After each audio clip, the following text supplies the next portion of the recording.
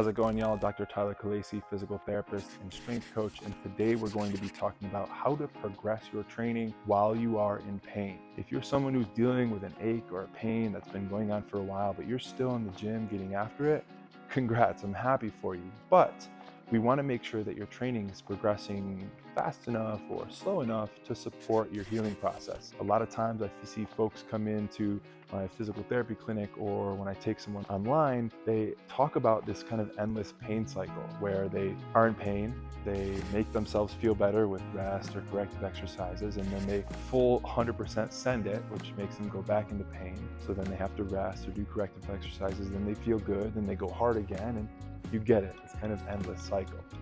While you're resting or doing your corrective exercises or seeing a physical therapist, we want to make sure that your training is happening in a way that supports your healing and doesn't constantly put you back into that cycle.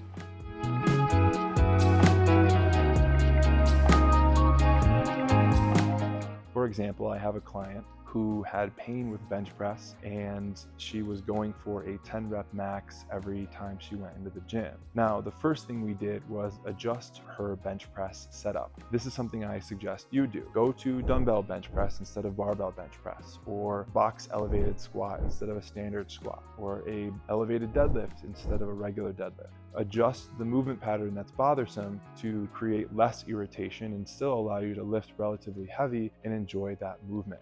The next thing we want to do is establish a baseline and then try to progress with a plan from there. So instead of going for a 10 rep max every single session, I said, okay, wait, why don't we take that 10 rep max and then use percentages of it moving forward? So my second recommendation for you is to establish a baseline, 2, 4, 6, 8, 10 rep max, whatever it might be, while maintaining less than 4 out of 10 pain.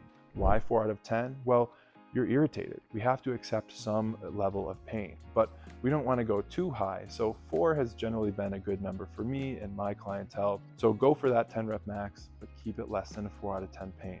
Then week 2, we need to do some sort of percentage of that 10 rep max. And I recommend somewhere between 6 to 8 reps at about 70% of that 10 rep max. We cut back some weight, we cut back some reps, we allowed you to move through that movement pattern with weight, with resistance, without having so much volume, repetition. There's so much weight that we're gonna re-irritate things. Now you might be thinking, 3 sets of 6 at 70%, that's so light. Yeah, that's kind of the point. We want to establish a baseline where you can comfortably move without a lot of irritation and then progress from there over time. So week 1, you hit that 8, 10, 6 rep max. Week 2, you hit 3 sets of however many reps at about 70%, something that seems like it's going to be easy, while maintaining a less than 4 out of 10 pain. Week 3, so the third week of your training, 2 weeks after you tested, you're going to increase your reps. So you're going to go 3 sets of 8 at 70%, and we're going to see how that feels. Now you already know that 70% feels well, so why not just increase reps, keep the weight the same, and see how things go, and then we can progress the next week. So now we're into week 4, and it's time to increase that weight.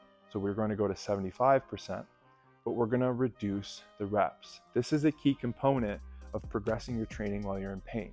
We don't want to progress weight and progress reps. Multiple levels of progressing intensity at the same time just doesn't do well when you're already irritated. Remember, we're trying to progress to maintain our strength or improve our strength, but keep it at a slow enough rate that doesn't create extra irritation and force you to have to do more rest and more corrective exercises. So at the end of the day, you want to make sure that you're progressing slowly by either increasing weight or increasing reps, not typically increasing both. So if we look back at our weekly progression, we've got week 1, we went for an 8 to 10 rep max. Week 2, we did 3 sets of 6 at 70%. Week 3, we did 3 sets of 8 at 70%. Week 4, we're going to go to 75%, but we're going to go back to 6 reps. Key part there. Week 5, we're going to up the reps again, keeping it at 75%. And then week 6, we can go up to 80%, but we're going to go back down to 6 reps. You can see how there's a stepwise approach here. One increases, stays the same, then the other increases, stays the same, and then we fall back. There's a kind of a cycle happening here that's going to prevent you from over irritating things and messing everything up that you've been doing with your recovery. You can apply this concept to pretty much any movement that you're doing in the gym, but if you're having difficulty understanding it or figuring out how to apply it to your own training, definitely shoot me a message or an email and we can talk in more detail about how to apply this to your own training in your own situation. Thanks, guys. Have a good day.